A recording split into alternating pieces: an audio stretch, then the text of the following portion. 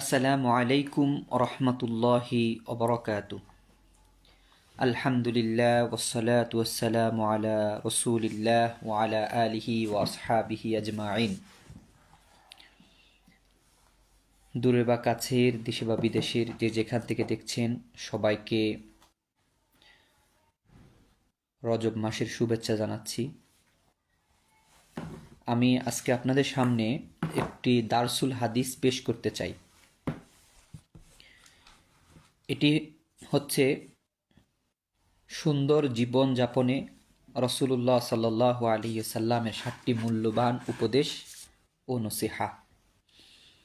এই সংক্রান্ত হচ্ছে আজকে দারসুল হাদিস। আমরা প্রথমে হাদিসটি তিলাওয়াত করব, তারপর হাদিসের অনুবাদ পড়ব, রাবি পরিচিতি পড়ব, হাদিসের মূল উদ্দেশ্য, তারপর আমরা কিছুটা ব্যাখ্যা করব ইনশাআল্লাহ। আমরা আমাদের দারসুল হাদিস শুরু করছি। আন আবি যর রাদিয়াল্লাহু আনহু قال دخلت رسول الله صلى الله عليه وسلم فذكر الحديث بطوله إلى أن قال قلت يا رسول الله أوصيني قال أوصيك بتقوى الله فإنه أزين لأمرك كله قلت زدني قال عليك بتلاوة القرآن وذكر الله عز وجل فإنه ذكر لك في السماء ونور لك في الأرض قلت زدني قال عليك بطول الصمت فإنه مطرد للشيطان وعون لك على أمر دينك قلت زدني قال إياك والضحك فإنه يميت القلب ويذهب بنور الوجه قلت زدني قال قل الحق وإن كان مرا قلت زدني قال لا تخف في الله لومة لائم قلت زدني لا يحززك عن الناس ما تعلم من نفسك। এ ছিল হাদিসটি। আমরা এখন হাদিসের বাংলা অনুবাদটি তেলাওয়াত করছি। হযরত আবু যর গিফারি রাদিয়াল্লাহু তাআলা আনহু থেকে বর্ণিত, তিনি বলেন, একদিন আমি রাসূলুল্লাহ সাল্লাল্লাহু আলাইহি সাল্লামের নিকট উপস্থিত হয়ে বললাম, হে আল্লাহ রসুল, আপনি আমাকে উপদেশ দিন।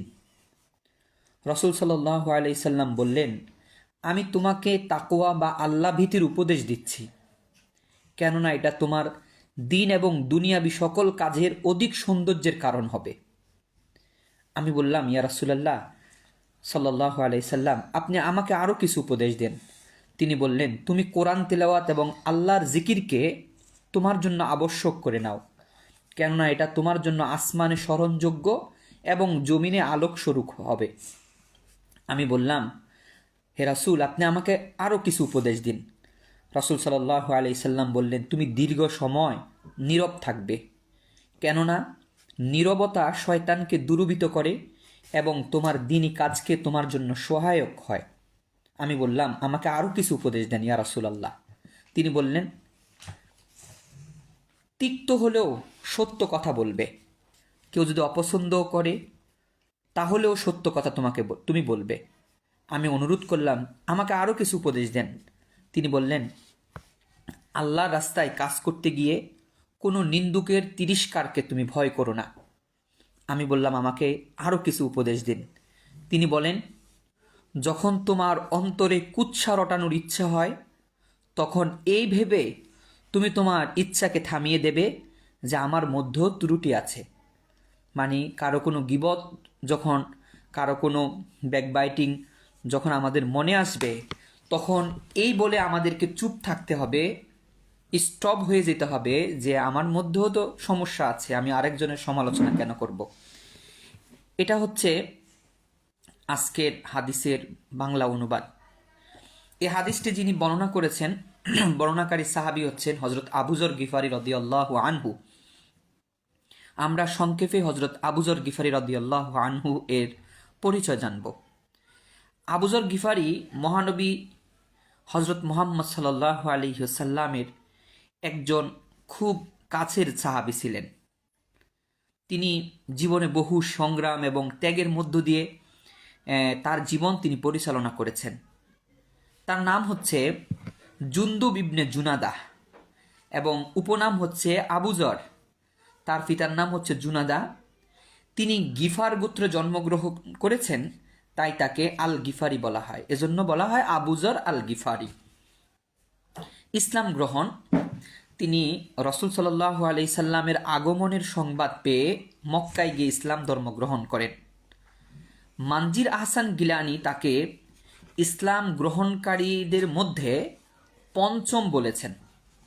আর আবুজর গিফারি রাদিয়াল্লাহু আনহু তিনি নিজের কথাই তিনি বলেছেন যে যারা ইসলাম ধর্ম গ্রহণ করেছেন প্রথম দিকে, আমি ছিলাম তাদের মধ্যে চতুর্থ।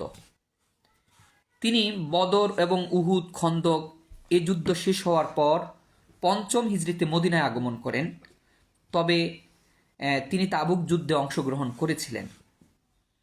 তিনি রাষ্ট্রের অনেক গুরুত্বপূর্ণ দায়িত্ব পালন করেছিলেন। মদিনায় অবস্থানকালে তিনি সার্বক্ষণিক রাসূলুল্লাহ সাল্লাল্লাহু আলাইহি সাল্লামের খেদমতে নিয়োজিত থাকতেন।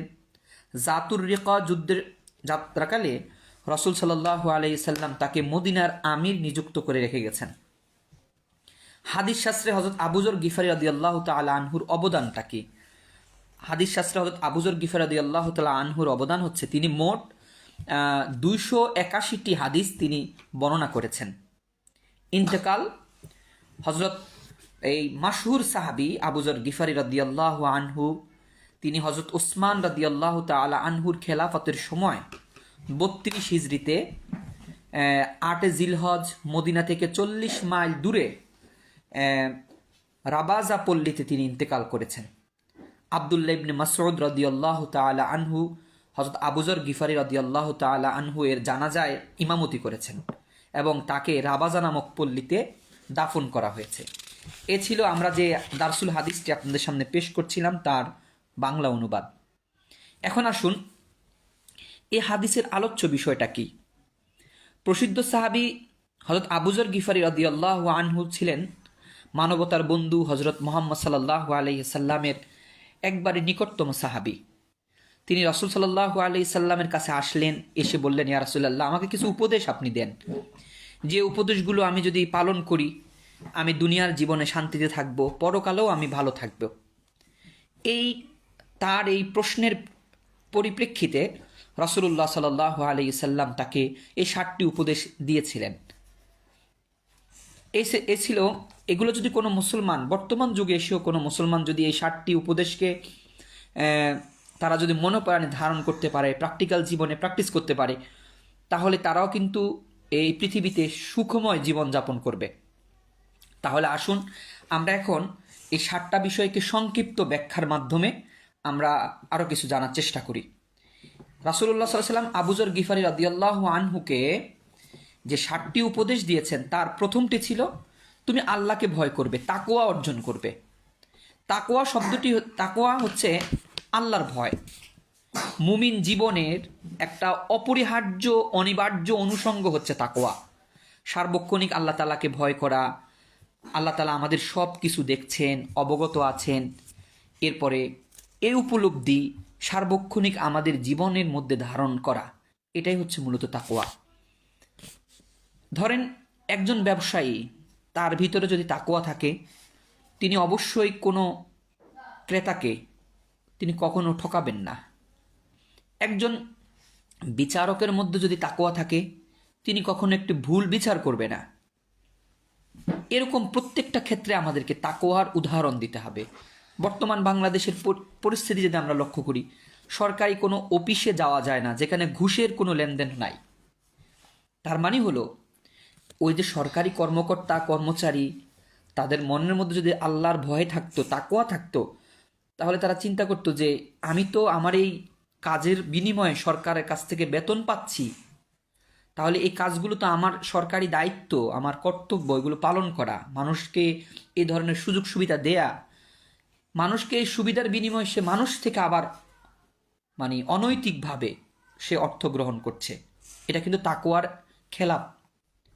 তাকওয়ার সংক্ষিপ্ত পরিচয়, হযরত ওমর ইবনুল খাত্তাব রাদিয়াল্লাহু আনহু তিনি উবাই ইবনে কাব রাদিয়াল্লাহু তাআলা আনহুকে প্রশ্ন করেছেন তাকওয়া সম্পর্কে, যে ভাই তাকওয়া কি? হযরত উবাই ইবনে কাব ওমর ইবনুল খাত্তাবকে প্রশ্ন করলেন, আমা সালাবতা তরিকন যা শৌকিন, যে ওমর, আপনি কি কোনো কাঁটাযুক্ত পথে কি কখনো অতিক্রম করেন নাই? তিনি বলেছেন কলা বালা ফামা আমিলতা। উবাই ইবনে কাব বললেন, আপনি যেহেতু চলেছেন কাঁটাযুক্ত পথে, তাহলে কিভাবে চলেছেন? তিনি বলছেন সামারতু ওয়াস্তাহাত্তু কলা ফাদা আলিকাত তাকওয়া। আমি এমনভাবে চলেছি কাঁটাযুক্ত পথে, আমি আমার কাপড়গুলোকে টেনে ধরেছি যাতে করে আমার কাপড়ের মধ্যে কোনো ধরনের কাঁটা না বিধে। এভাবে আমি সচেতন হয়ে চলেছি। হযরত উবাই ইবনে কাব বলেছেন এটাই হচ্ছে তাকওয়া। আপনি সমাজে যখন চলবেন, আপনি রাষ্ট্রে যখন থাকবেন, আপনি সমাজে বহু ধরনের অপরাধ কর্ম দেখবেন, যেখানে সুদ থাকবে, ঘুষ থাকবে, ব্যভিচার থাকবে, জিনা থাকবে, বিচারহীনতার সংস্কৃতি থাকবে, মানুষকে ঠকানোর প্রবণতা থাকবে। এত কিছু দেখার পর আপনি সেগুলোর সাথে কোনো সম্পর্ক রাখবেন না। এটাই হচ্ছে মূলত তাকওয়া। তাহলে রাসূলুল্লাহ সাল্লাল্লাহু আলাইহি সাল্লামের 60টি উপদেশের প্রথমটা হচ্ছে আমাদেরকে তাকওয়া অর্জন করতে হবে। আমরা একজন শিক্ষক যদি আমি হই, আমি যখন ক্লাসরুমে যাব, হয়তো সেখানে সিসি ক্যামেরা থাকবে না, সেখানে ভাইস প্রিন্সিপালের পর্যবেক্ষণ থাকবে না, প্রিন্সিপালের পর্যবেক্ষণ থাকবে না, কিন্তু আমাকে চিন্তা করতে হবে আমার রব তো আমাকে দেখছে। আমি তো আমার এই চাকরির এই ক্লাসের বিনিময়ে সরকার থেকে অর্থ পাচ্ছি, কর্তৃপক্ষ আমাকে বেতন দিচ্ছে। এটাকে আমরা আল্লাহকে ভয় করে কাজগুলো সুন্দরভাবে সম্পাদন করার চেষ্টা করব। 2 নাম্বার রাসূলুল্লাহর উপদেশ। 2 নাম্বার উপদেশটা হচ্ছে তুমি কোরআন তেলাওয়াত করবা এবং আল্লাহর জিকির করবা, আল্লাহকে স্মরণ করবা সব সময়। আমরা একজন মুসলমান হিসেবে আমাদের প্রধানতম দায়িত্ব হচ্ছে আমরা আমাদের যে ধর্মগ্রন্থ এটাকে আমরা পড়া, এটাকে আল্লাহ তাআলা কি মেসেজ দিচ্ছেন, এখানে আমাদের পথ চলার জন্য কি ধরনের মেসেজ এখানে কোরআনে আছে, এই বিষয়গুলোকে আমাদেরকে লক্ষ্য রাখতে হবে। কোরআন হচ্ছে আমাদের জন্য একটা গাইডলাইন। আমরা যদি এই গাইডলাইন ফলো না করি তাহলে পথভ্রষ্ট হওয়ার তো অসংখ্য সম্ভাবনা আমাদের থাকতে পারে। এজন্য অবশ্যই আমাদেরকে কোরআনকে সামনে রেখে আমাদের জীবন পরিচালনা করতে হবে। এজন্য রাসূলুল্লাহর দ্বিতীয় উপদেশটা ছিল তুমি অবশ্যই কোরআন তেলাওয়াত করবে। রাসূলুল্লাহ সাল্লাল্লাহু আলাইহি ওয়াসাল্লাম আব্দুল্লাহ ইবনে ওমর রাদিয়াল্লাহু তাআলা আনহু থেকে বর্ণিত, তিনি বলেছেন আসসিয়ামু ওয়াল কুরআনু ইয়াশফাআন লিল আবদি ইয়াউমাল কিয়ামা। রোজা এবং কোরআন যারা পাঠ করেছে দুনিয়ার বুকে তাদের জন্য আল্লাহর কাছে কিয়ামতের দিন সুপারিশ করবে। ইয়াকুলুস সিয়াম, রোজা বলবে আয় রব্বি মানাতুহু তুআমা ওয়াশ শাহওয়াতা বিন নাহারি ফাশাফিনি ফি। হে আমাদের রব, আমি তোমার এই বান্দাকে দিনের বেলা খাইতে দেই নাই, তার যে ইচ্ছা চাহিদা সেগুলো মেটাতে আমি দেই নাই। আজকে তোমার এই বান্দা বিপদে পড়েছে, তুমি তার পক্ষে আমার আর্গুমেন্টকে তুমি অ্যাকসেপ্ট করো, আমার সুপারিশ তুমি গ্রহণ করো। কোরআন কি বলবে? অল কোরআন ইয়াকুলুল কোরআন, কোরআন বলবে মানাতুহুন নাউমা বিল্লাইল। হায় রব, তোমার এই বান্দা রাতের বেলায় কোরআন তেলাওয়াত করেছে, নামাজের মধ্যে তাহাজ্জুদের নামাজে দেখে দেখে কোরআন পাঠ করেছে, সে রাতের বেলায় কম ঘুমাইছে। ফাশাফিনি ফি, তার পক্ষে আমার সুপারিশকে তুমি গ্রহণ করো। রাসূলুল্লাহ বলেন ফায়ুশাফান, রোজা এবং কোরআন তেলাওয়াতের সুপারিশ আল্লাহ তাআলা গ্রহণ করে যারা এই পৃথিবীতে এগুলোকে পাঠ করেছে, এগুলোকে আদায় করেছে, আল্লাহ তাআলা তাদের সুপারিশকে গ্রহণ করে জান্নাতে দিয়ে দিবেন। ধরেন আল্লাহ তাআলা কোরআন আমাদেরকে শুধুমাত্র পাঠ করার জন্য পাঠায় নাই, কোরআনের অর্থ অনুধাবন করে এটা বাস্তব জীবনে এটা আমাদের কার্যকর করার জন্য এই কোরআন পাঠিয়েছে। ধরুন আমি একজন রোগী, একজন ডাক্তারের কাছে আমি গেলাম, ডাক্তার আমাকে প্রেসক্রিপশনের মধ্যে ঔষধের তালিকা লিখে দিছে, আমি তালিকাগুলো দেখলাম, দেখে দেখে ওষুধ কিনলাম না। আমি সকালে একবার ওই ওষুধগুলোকে পড়লাম, দুপুরে আরেকবার পড়লাম, রাতে আরেকবার পড়লাম। আপনারা বলেন তাহলে কি অসুখ কি সারবে? কখনো অসুখ সারবে না যতদিন পর্যন্ত আমরা কোনো একটা ডিসপেন্সারিতে না যাব, সেখান থেকে ওষুধ না কিনবো, সকালে দুপুরে রাতে ডাক্তার যেভাবে বলেছেন সেভাবে সেবন না করব, আমাদের রোগ কিন্তু কখনো সারবে না। আল্লাহ তাআলা এই কোরআন যখন নাজিল করেছে, আমাদের অর্থনৈতিক সিস্টেমটা কেমন হবে, ইকোনমিক সিস্টেমটা এটা কেমন হবে এটা বলেছেন, সমাজ পরিচালনা কেমন হবে, নিজের পরিবার পরিচালনা কেমন হবে, রাষ্ট্র পরিচালনা কেমন হবে, বিচার ব্যবস্থা কেমন হবে, সব কিছু সুন্দরভাবে আল্লাহ তাআলা বলেছেন। এখন আমরা সকালে তেলাওয়াত করি, দুপুরে তেলাওয়াত করি, রাতেও তেলাওয়াত করি, কিন্তু সমাজ চলে আমাদের মন গড়ায়, কোরআন অনুযায়ী না। রাষ্ট্র চলে আমাদের মন গড়ায়, কোরআন অনুযায়ী না। বিচার ব্যবস্থা চলে আমাদের মন গড়ায়, কোরআন অনুযায়ী না। তাহলে কি হলো? ওই যে ওষুধ না খেয়ে যেমন অসুখ সারবে না, কোরআন তেলাওয়াত করলে আমাদের সমাজ থেকে সমস্যা দূর হবে না, যতদিন পর্যন্ত আমরা এই কোরআনকে বাস্তব জীবনে প্রতিফলন করতে না পারবো। এজন্য কোরআন তেলাওয়াতের পাশাপাশি কোরআনের অর্থ অনুধাবন করে সেটা আমাদের বাস্তব জীবনে এগুলোকে অ্যাপ্লাই করতে হবে। এটা হচ্ছে কোরআনের তেলাওয়াতের মূল উদ্দেশ্য। 2 নাম্বার, জিকির আমাদেরকে করতে হবে। জিকির মানে হচ্ছে আল্লাহরকে স্মরণ করা, প্রত্যেকটা মুহূর্তে আমাদের অন্তরের মধ্যে আমাদের রবের উপস্থিতি থাকা। বুঝতে পেরেছেন? এটাই হচ্ছে মূলত জিকিরের উদ্দেশ্য। আল্লাহ তাআলা জিকির সম্পর্কে কোরআনে অসংখ্য আয়াত আল্লাহ তাআলা নাজিল করেছেন। তিনি বলেছেন, ওয়াজকুর রব্বাকা ফি নাফসিকা তাদাররুআন ওয়া খীফা ওয়া দুনাল জাহরি মিনাল কওলি বিল গুদুবি ওয়াল আসাল ওয়ালা তাকুম মিনাল গাফিলিন। আল্লাহ বলেন, তোমরা তোমাদের প্রতিপালককে মনে মনে, সবিনয়, সংকোচ চিত্তে, অনুচ্চ স্বরে সকালে সন্ধ্যায় স্মরণ করো।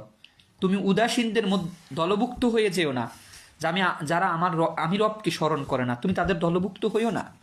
যারা আমাকে স্মরণ করে তুমি তাদের দলভুক্ত হও। এভাবে অসংখ্য আয়াতে আল্লাহ তাআলা জিকিরের আলোচনা করেছেন। এরপর আল্লাহ তাআলা বলেছে, রাসূল সাল্লাল্লাহু আলাইহি সাল্লামের অসংখ্য হাদিস আছে যেখানে এই জিকির সম্পর্কে আলোচিত হয়েছে। একটা হাদিস আমরা আপনাদের সামনে উল্লেখ করি। রাসূল সাল্লাল্লাহু আলাইহি সাল্লাম ইরশাদ করেছেন, আন আবি হুরায়রা রাদিয়াল্লাহু আনহু قال قال رسول الله صلى الله عليه وسلم মা জালাসা কওমুন মাজলিসান লাম ইয়াযকুরুল্লাহা ফীহি ইল্লা কানা আলাইহিম তরাতান ওয়া মা মাশা আহাদুন মাশা লাম ইয়াযকুরিল্লাহা ফীহি ইল্লা কানা আলাইহি তরাতান ওয়া মা আওয়া আহাদুন ইলা ফিরাশিহি ওয়া লাম ইয়াযকুরুল্লাহা ফীহি ইল্লা কানা আলাইহি তরা। আবু হুরায়রা রাদিয়াল্লাহু তাআলা আনহু বলেন, নবী করিম সাল্লাল্লাহু আলাইহি ওয়াসাল্লাম বলেছেন, যদি কিছু মানুষ একত্রিত হয়, একসাথে বসে, বৈঠকে বসে, গল্প করে, কোথাও একটা মিটিং করে, ওই মিটিংয়ের মধ্যে যদি আল্লাহকে স্মরণ করা না হয়, তাহলে ওই মিটিং তাদের জন্য ধ্বংসের কারণ হবে। অথবা কোনো মানুষ কিছুক্ষণ হাঁটলো রাস্তা দিয়ে, একাকী হোক বা অন্যের সাথে হোক, ওই হাঁটার মধ্যে আল্লাহকে যদি স্মরণ না করে, তাহলে ওই হাঁটাটা তার জন্য ধ্বংসের কারণ হবে। কোনো মানুষ তার বিছানায় শুইতে গেল, ঘুমাইতে গেল, কিন্তু ঘুমাইতে যাওয়ার সময় সে তার রবকে স্মরণ করে নাই, সারাদিনের যে ভুল ভ্রান্তির জন্য আল্লাহর কাছে ক্ষমা প্রার্থনা করে নাই, তাহলে আল্লাহ রাসূল বলছেন ওই ঘুমটাও তার জন্য ধ্বংসের কারণ হবে। তাহলে এই হাদিস থেকে আমরা বুঝতে পারলাম আমরা আমাদের প্রত্যেকটা মুহূর্তে আমাদের রবকে স্মরণ করব।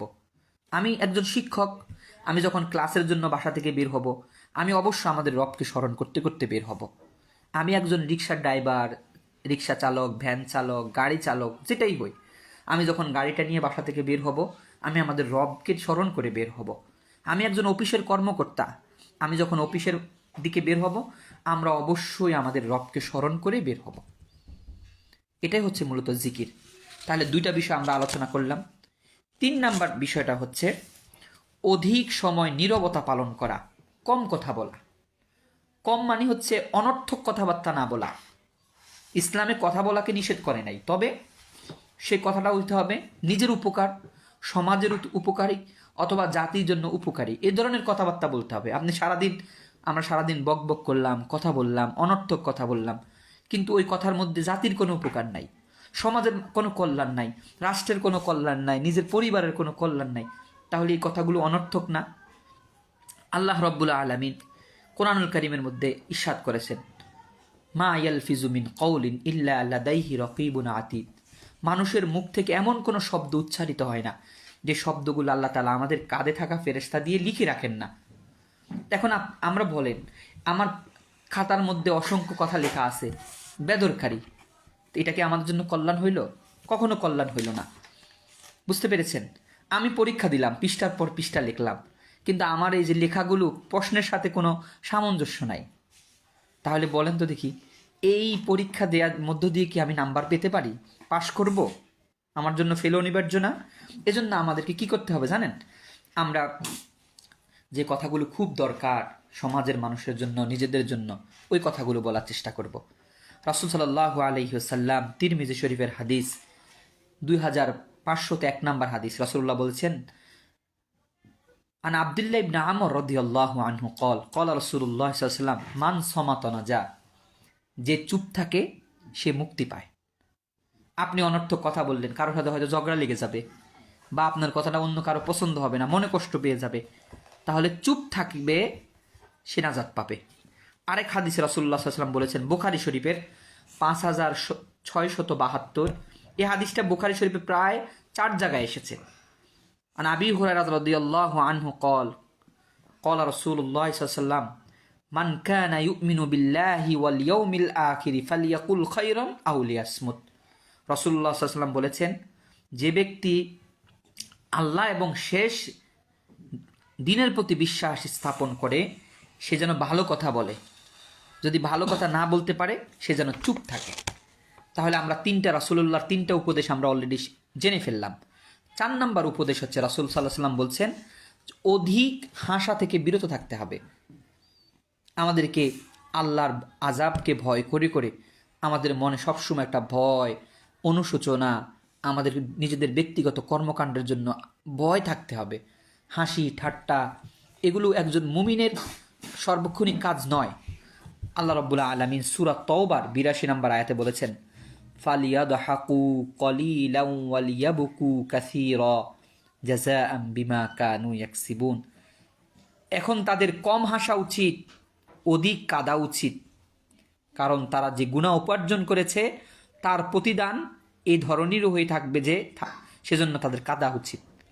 আমরা যে অপরাধ করছি, অপরাধের শাস্তির চিন্তা করে আমাদেরকে কম হাসতে হবে, অধিক কান্নাকাটি করতে হবে।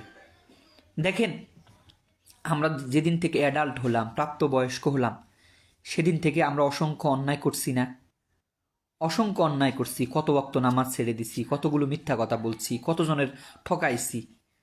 এই যে কাজগুলো করলাম, এগুলোর জন্য একটা পানিশমেন্ট আছে না আল্লাহর পক্ষ থেকে? আল্লাহ বলছেন এগুলোকে চিন্তা করে তাদের কম হাসা উচিত, অধিক কান্নাকাটি করা উচিত। তাহলে আরেকটা হাদিস আমরা আপনাদের সামনে বলি। রাসূল সাল্লাল্লাহু আলাইহি ওয়াসাল্লাম বলেছেন, বুখারী শরীফের 4335 নম্বর হাদিস এবং 6121 নম্বর হাদিস।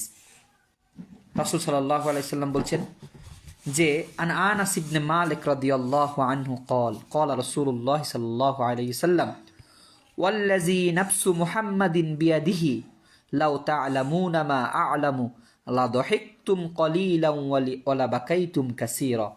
রাসূলুল্লাহ সাল্লাল্লাহু আলাইহি ওয়াসাল্লাম বলেন, যদি তোমরা জানতে আমি নবী যা জানি, যদি তোমরা তা জানতে, তাহলে তোমরা কম হাসতে, অধিক কান্নাকাটি করতে।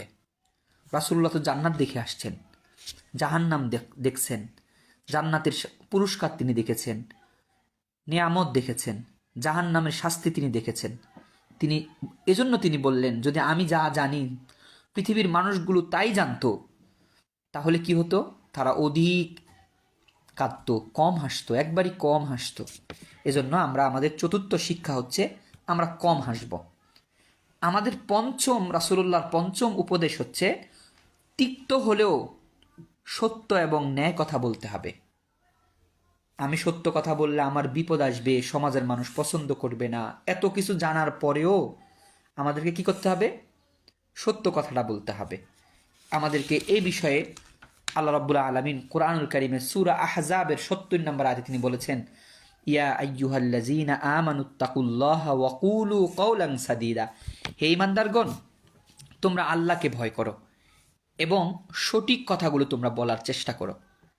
তাহলে আমরা সমাজে যেখানে অসঙ্গতি দেখব, সমাজে যেখানে অন্যায় দেখব, অবিচার দেখব, আমরা সেখানে কোনো ধরনের কালক্ষেপণ না করে আমরা আমাদের সাধ্য অনুযায়ী আমরা সেটাকে প্রোটেক্ট করব, প্রতিহত করব, চেষ্টা করব ইনশাআল্লাহ।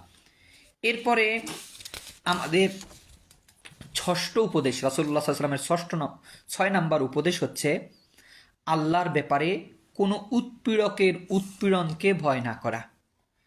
ভয় মানুষের একটা প্রকৃতিগত ব্যাপার, তবে একজন মুসলমান আল্লাহ তাআলাকেই শুধু ভয় করবে। যে কোনো পরিস্থিতি হোক, আল্লাহ তাআলা ছাড়া কাউকে সেই ভয় করবে না। অসীম সাহস, বীরত্বের সাথে ইসলামের বিধিবিধান বাস্তবায়নের জন্য সে সবসময় সচেষ্ট থাকবে। আল্লাহ তাআলা বলছেন, ইউজাহিদুনা ফি সাবিলিল্লাহি ওয়ালা ইয়াখাফুনা লাউমাতা লাইম। সূরা মাইদার 54 নম্বর আয়াতে আল্লাহ বলেছেন, তারা আল্লাহর পথে যোগের পর যোগ লড়াই করবে এবং কোনো নিন্দুকের নিন্দাকে তারা ভয় করবে না। রাসূল সাল্লাল্লাহু আলাইহি সাল্লাম তিরমিজি শরীফের 2174 নম্বর হাদিস রাসূলুল্লাহ বলেছেন, আন আবি সাঈদুল খুদরি রাদিয়াল্লাহু আনহু قال قال رسول الله صلى الله عليه وسلم আফযালুল জিহাদ কালিমাতু আদলিন ইনদা সুলতানিন জাইরিন। রাসূলুল্লাহ বলেছেন, সবচেয়ে উত্তম জিহাদ হলো সত্য এবং ন্যায়ের কথা বলা, সত্য এবং ন্যায়ের উপর অটল থাকা, অত্যাচারী শাসকের সামনে হলেও। একজন অত্যাচারী শাসক সত্য বললে আমার বিপদ হবে আমি জানি, সত্য বললে আমার জীবনটা চলে যাইতে পারে সেটাও আমি জানি, তারপরেও একজন অত্যাচারী শাসকের সামনে সত্য কথা বলা, এটা হচ্ছে সবচেয়ে বড় জিহাদ। এটা ছিল রাসূলুল্লাহর ষষ্ঠ উপদেশ। সপ্তম উপদেশ হচ্ছে নিজের দোষ ত্রুটিকে মনে করে অন্যের দোষ ত্রুটি না খোঁজা। আমিও তো মানুষ, আমারও তো দোষের কোনো শেষ নাই, কোনো অন্ত নাই। আমার দোষের যদি তালিকা করা হয় পৃষ্ঠার পর পৃষ্ঠা হয়ে যাবে। আমি সুন্দর করে কথা বলতে পারি না, আমি সুন্দর করে আচরণ মানুষের সাথে ব্যবহার করতে পারি না, আমার চলা ঠিক নাই, আমার বলা ঠিক নাই, আমার খাওয়া ঠিক নাই। এই যে দোষ, কতগুলো দোষ আমার। এই ধরনের আমার এত দোষ থাকার পরেও অন্যের দোষ কেন ধরতে যাব? রাসূলুল্লাহ সেটাই বলছে, অন্য কোনো ব্যক্তির যখন দোষ খুঁজতে যাবে তুমি এই চিন্তা করে থেমে যাবা যে আমার ভিতরে তো দোষ আছে। বুঝতে পেরেছেন? তো মানুষের দোষ ত্রুটি খোঁজা এগুলো সম্পূর্ণ ধরনের নিষেধ। আল্লাহ তাআলা এগুলোকে নিষেধ করেছেন।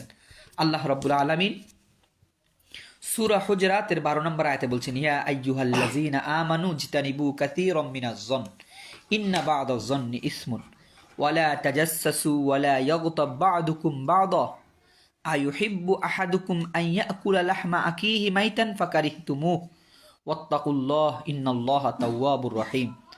আল্লাহ তাআলা ইরশাদ করেন, হে মুমিনগণ, তোমরা অধিক অনুমান থেকে দূরে থাকো।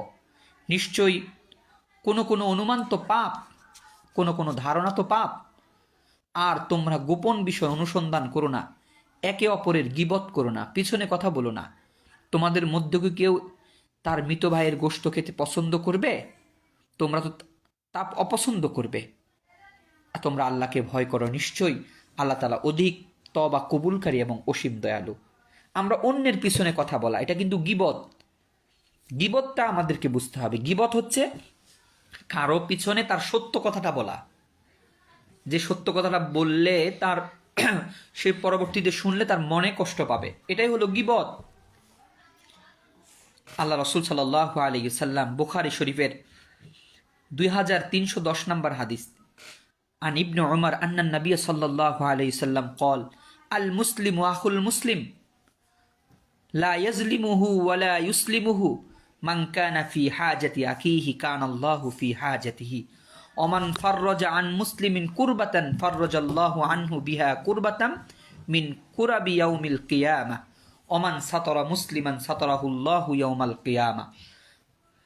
রাসূল সাল্লাল্লাহু আলাইহি ওয়াসাল্লাম ইরশাদ করেছেন, এক মুসলিম আরেক মুসলিমের ভাই, সেজন্য কারো একজন মুসলমান যেন আরেকজন মুসলমানের উপরে জুলুম না করে এবং তাকে কোনো শত্রুর হাতে তুলে না দেয়।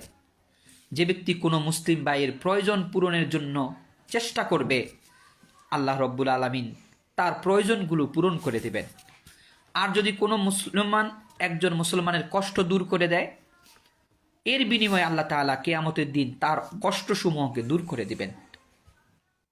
কোনো মুসলমান যদি কোনো মুসলমানের দোষ ত্রুটিকে গোপন রাখে, কিয়ামতের দিন আল্লাহ তাআলা তার দোষ ত্রুটিগুলোকে গোপন রাখবে। আমরা কি করি? আমরা কারো যদি ভুল দেখি, কারো যদি কোনো ধরনের অপরাধ দেখি, আমরা কিন্তু মানুষের কাছে জনে জনে বলে বলে বেড়াই। এটা ইসলামে নিষেধ। আমি একজনের অন্যায় দেখলাম, দেখলাম যে একটা গোপনে কাজ করতেছে, খারাপ কাজ করতেছে, আমি যদি এটা আমাদের মনের মধ্যে রেখে দেই, কারো কাছে তার এই খারাপটাকে প্রচার না করি, তাহলে আল্লাহ তাআলা আমি যে অন্যায় করলাম, খারাপ কাজ করলাম বিভিন্ন সময়, কিয়ামতের মাঠে সেইটাকেও আল্লাহ তাআলা গোপন রাখবে। আর যদি আপনি একান্ত শুভাকাঙ্ক্ষী হন, যিনি অপরাধ করছে তার কাছে গিয়ে বলেন যে ভাই আপনার এই কাজটা ভালো হয় নাই, আপনি এটাকে সংশোধন করে নেন। এটাই হচ্ছে ইসলামের রীতি। তাহলে আমরা আজকে আপনাদের সামনে যে বিষয়টা উপস্থাপন করলাম সেটা হলো সুন্দর জীবন যাপনে রাসূলুল্লাহ সাল্লাল্লাহু আলাইহি সাল্লামের 60টি উপদেশ। আমরা এই হাদিস থেকে কি শিক্ষা গ্রহণ করলাম? 1 নাম্বার শিক্ষা হচ্ছে জীবনের সকল ক্ষেত্রে এবং সকল পর্যায়ে তাকওয়া বা আল্লাহর ভীতি আমাদের মনে লালন করতে হবে। এটা প্রথম শিক্ষা। 2 নাম্বার শিক্ষা হচ্ছে কোরআনুল কারীমের তিলাওয়াত এবং আল্লাহর জিকির করা জীবনের অন্যতম অনুষঙ্গ হিসেবে আমাদেরকে গ্রহণ করতে হবে। 3 নাম্বার শিক্ষা হচ্ছে অধিক সময় নীরবতা পালন করব এবং কম কথা বলার চেষ্টা করব। 4 নাম্বার হলো তিক্ত হলেও সদা সত্য কথা বলবো এবং সত্য এবং ন্যায়ের উপর অবিচল এবং অটল থাকার চেষ্টা করব। 5 নাম্বার হলো অধিক হাসা থেকে আমরা বিরত থাকব এবং বেশি বেশি কান্নাকাটি করার চেষ্টা করব। 6 নাম্বার হচ্ছে আল্লাহর ব্যাপারে কোনো উৎপীড়কের উৎপীড়নকে ভয় না করা। 7 নাম্বার হচ্ছে নিজের দোষ ত্রুটির বিষয় মনে করে অন্যের দোষ ত্রুটিগুলো আমরা না খোঁজা। আমি এতক্ষণ আপনাদের সামনে যে দারসুল হাদিসটি পেশ করেছি সেটা এই দারসুল হাদিসটি ছিল সুন্দর জীবনযাপনে রাসূলুল্লাহ সাল্লাল্লাহু আলাইহি সাল্লামের 60টি মূল্যবান উপদেশ ও নসিহা। আমি এতক্ষণ যে কথাগুলো বললাম, মহান রব আল্লাহ রব্বুল আলামিন যেন সবার আগে আমাকে এবং যারা শুনছেন আমাদের সবাইকে 60টা বিষয়ের লক্ষ্য রেখে আমাদের জীবন পরিচালনা করার তৌফিক দান করুক এবং আমাদের এই 60টা বিষয় পালনের মাধ্যমে আমাদের জীবনটাকে আল্লাহ তাআলা সুন্দর করে দিক। এই বলে আমি আমার সংক্ষিপ্ত দারসুল হাদিস এখানে শেষ করলাম। হাদা মা ইনদি ওয়া কুল্লু ইলমিন মিনাল্লাহ আলাইহি তাওয়াক্কালতু ওয়া ইলাইহি উনীব। সুবহানাকাল্লাহুম্মা বিহামদিকা আশহাদু আল্লা ইলাহা ইল্লা আনতা আস্তাগফিরুকা ওয়া আতুবু ইলাইক। আসসালামু আলাইকুম ওয়া রাহমাতুল্লাহি ওয়া বারাকাতুহু।